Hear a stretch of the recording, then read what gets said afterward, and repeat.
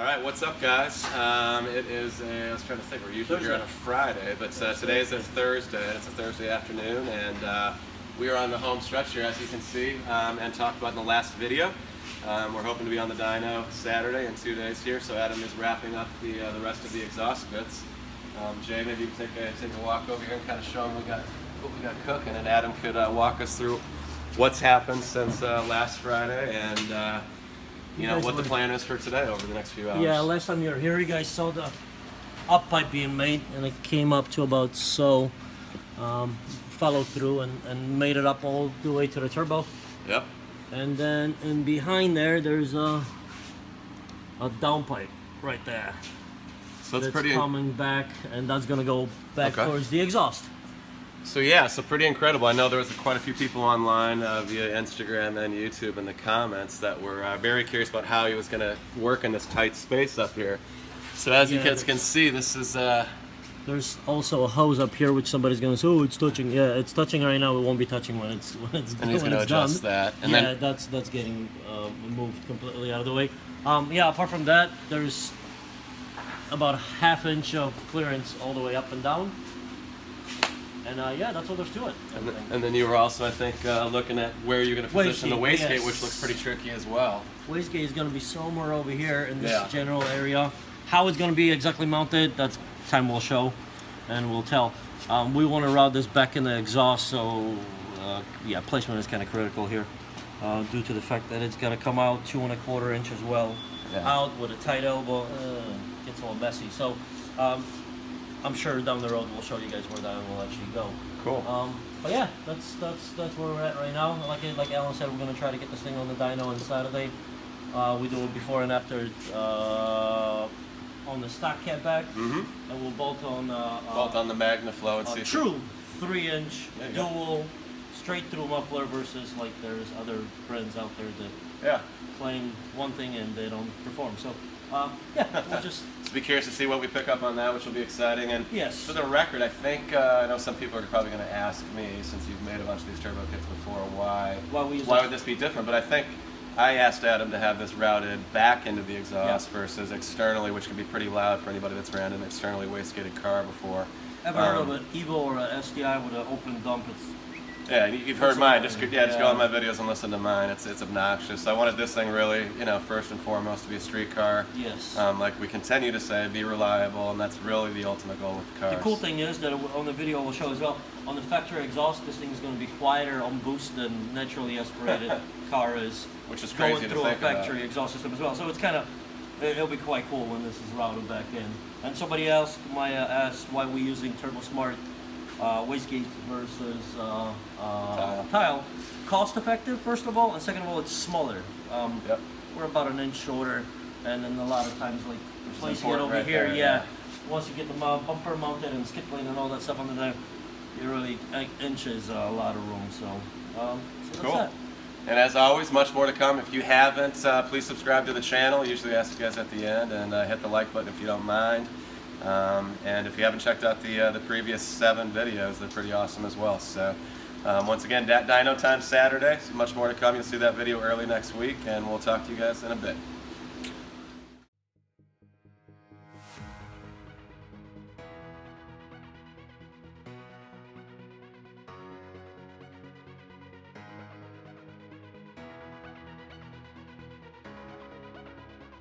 It's a quick check-in for y'all. Obviously, Adam is in the process of getting the wastegate all mounted up and routed. Yeah, exactly. Making a tube for it. Yeah. So yeah, we're definitely a couple minutes away here still. Yeah, no problem. But so we can get the idea of what you're doing here, and that all makes sense, obviously, as you can see it. And then, like you said, that other tube coming off of it, the other exhaust pipe coming off of it's going to be tricky too. Yes, exactly. So it's going to make a loop out of here and go way up there into an exhaust, which is going to come through here. Yeah. So. Cool. Yeah, that kind of bit. Nice. Check back in.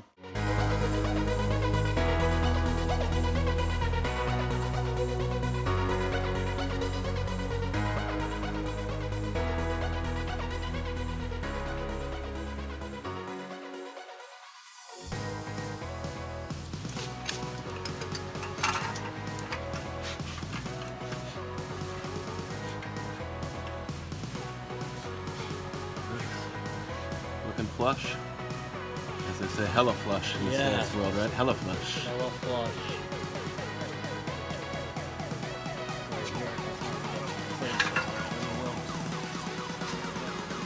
So you'll tack it up there then, Adam? Yeah. Cool. You're gonna mark it off. Yeah. Take it off. Cut the hole in it. Nice. As we've done throughout the process, right? Yeah, exactly. All the same shit, really, here. Just getting tighter spaces, less tolerances, and... Cut.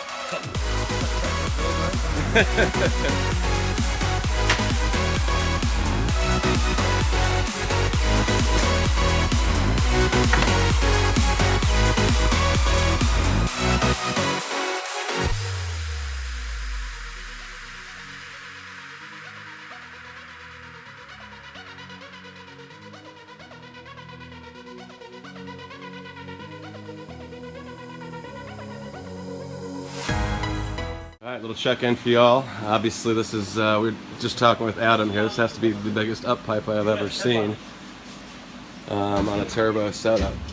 This thing is massive. Once again, consistent theme here with the great welds.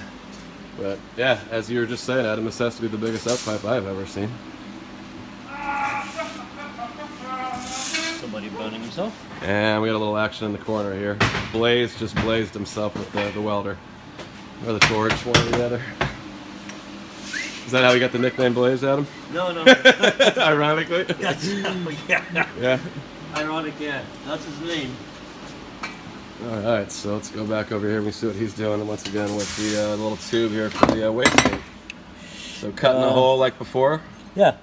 Same shit. But we're gonna burn it out with the plasma. Sweet, so that'll look good on camera. Yeah. Fireworks, we'll put some music in there for you guys. Yeah. Don't eat any brownies when you're watching it. Then we'll just clean it all with the grinder. Cool. Check back in.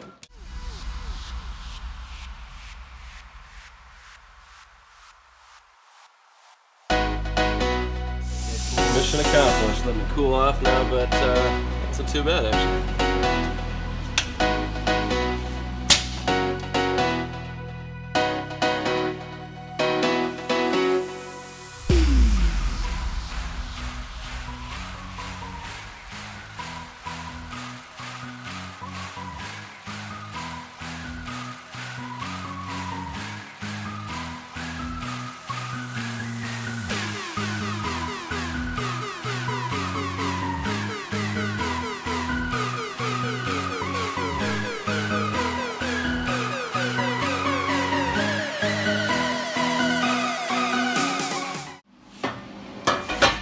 Alright, check-in time. Obviously he has got this wrapped up and is letting it cool off here. You guys got some pretty cool fireworks in that round of welding.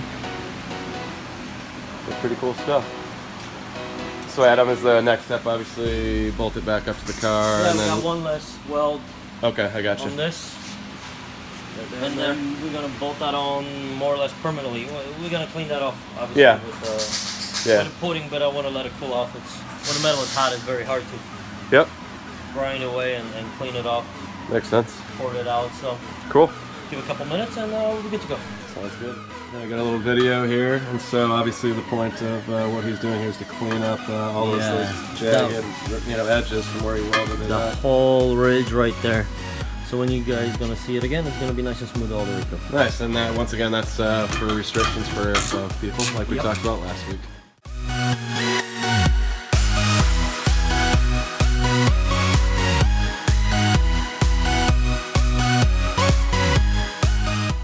Checking back in. Oh wow. Yeah, so you guys can see it. Get a look at it yet. Maybe to pull the light out a little bit. There you go. Yeah. Wow, that's a big difference. See it. It's smooth, yeah, more or less all the way through. So what are you gonna do with that stuff right there? Does that do anything? Nope, nothing. Just like this stuff right here. Oh, that's from the pouring bit itself. That's what I figured. Yeah. Yeah, that's scratches. But it's not. It's pretty smooth actually, people. It is. Yeah. It looks like it could cut your hand. It's a rough cut. Rough. It's a stainless. Yeah. What you call it? Cool. Pouring bit. So at this point, Adam's obviously is just going to remove the. Or I guess you would weld it first, then. Yeah, I'm going to weld it. Right. So that's it. Had it tacked up there. This was actually tacked up with a TIG. Okay, so it's tacked up with the TIG welder. So meaning you wouldn't have to remove the tacks, then you could just combine it with it. Yeah, exactly. Weld the whole thing through. Common sense, people. Look at me, I'm learning. I still feel stupid though, honestly. But either way, learned a lot throughout the project, so we'll be back.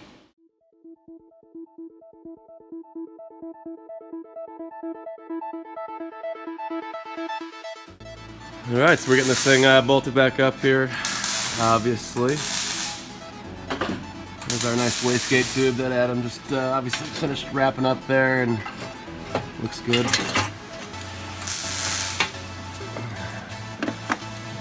And I'm doing this permanently, right, Adam? Yeah. This is not coming off again, which is exciting, I would guess, for a guy like you. It's welded up, so nice. The next couple pipes are going to be coming on and off, but this can. Cool. Dang. So, and then the next step, obviously, is the downpipe, which you're staring at right there, people. Check back in.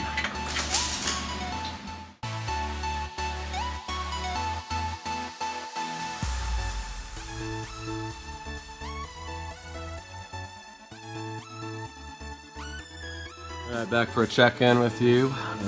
So at this point, Adam is onto the downpipe. That is a big fucking tube, excuse my French. Yeah. So true 3-inch downpipe. No funny business there. 3-inch up pipe. And then 3.5 down. So it is 3.5 inch down. I was gonna say it looks bigger than the Evo 1.5. 3.5. Cool. So you guys can see the wastegate now. This is how she's obviously gonna stay. And then Adam was telling me, he was schooling me a minute ago, that he's basically gonna route it. This is rough, but essentially, boom, right, plop it right up there. And then in terms of how it goes, I've tried to give you guys a view going out here. Through, and split it into these two guys. So we are going to keep the dual, obviously, with the MagnaFlow exhaust that just showed up. Cool.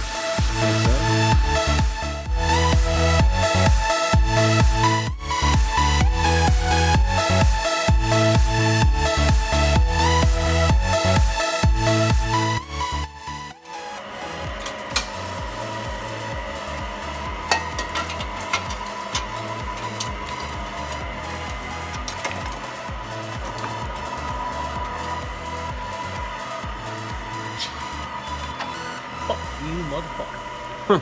What happened? No, everything's good. Oh, that's a good thing. Cool. Yeah, no. Well, usually the fuck you motherfuckers, you threw a curveball at me. Big fat bitch. You dirty little slut. Yeah, funny. All right, so we're gonna open up the MagnaFlow catback exhaust that Adam had talked about last week, and then obviously in this video as well.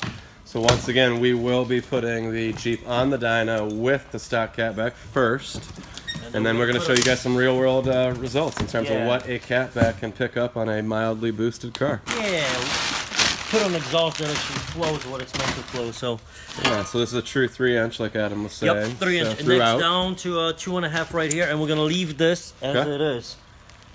We could maybe down the road do a full 3.5 into a dual 3s and bypass this. We'll just see how much. Yeah, what kind if of it's robbing it at all, yeah. Yeah, exactly. Cool, that makes sense.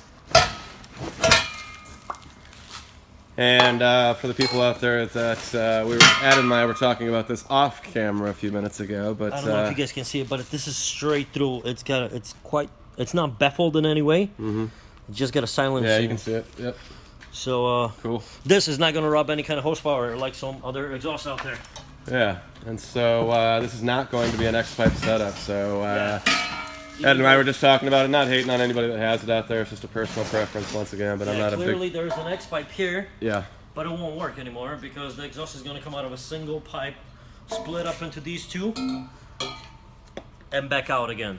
So explain that again, because that makes sense to me, because we've been talking about it, Adam. So we see an X-pipe there, so this is an X-pipe exhaust, but because of the turbo setup with the downpipe versus the factory headers. Yes, the turbo takes away all the raspiness, all the pulses that one would have on the V8. Exhaust, and because it's going all into one pipe and going to come back out, it's not going to change the note as it would on the stock Jeep. Yeah, so we're hoping my goal. It's just gonna be a little bowl bass. Bassy, right? Yeah, which is what I like. I like the deep bassy sound. Yeah, it won't have any raspy. The raspy. kind of stuff. All that nasty nonsense. Which will be even cooler if we do decide to go with the cam and the built motor down the road. So. But there it is. So nice looking exhaust overall. And as we said, much more to come. We'll be back here Saturday. I'm going to walk you over here to the dyno because I'm pretty pumped. So the next time I will see you guys, and I haven't showed you guys this yet in a video, but this is Adam's new dyno they picked up about a month ago from a shop out in California. She is a heartbreaker too. So this is a Mustang dyno. It does read pretty low from what we've seen.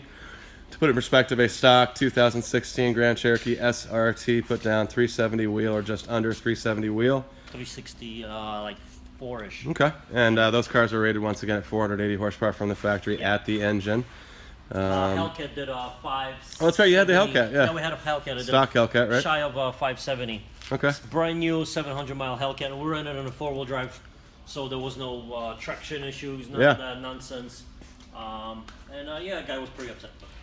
Yeah, heartbreaker dyno, but so once again, much more to come on Saturday as we get this bitch on the dyno. We're going to see what this thing wakes. We're going to see what the sound difference is between the stock exhaust and the MagnaFlow. And most importantly, for all the car people out there, we're going to see how this man right here tunes the car, which I'm very excited about. So I've never been a part of that. I've always just watched from a distance while they're on the dyno. So hopefully we can get in the car and kind of see what he's doing. And as a quick reminder, I know we've talked about this on Instagram, I will be driving this car on the channel. This is Adam's personal full left-hand drive Evo 4 conversion with some additional bits like the Brembos that look like probably from an Evo 8 or 9 probably. Yeah. But I am going to be driving this thing. I put down just short of 400 wheel, 399 on this heartbreaker dyno. And it's a stock engine, so a low boost. Yeah, so it's just a simple setup, 19 PSI, pump gas, 93. So. Once again, see you guys on Saturday for the big day, the big reveal. And I want to thank Adam once again for allowing us to be a part of this process. So much more to come. We'll see you guys later.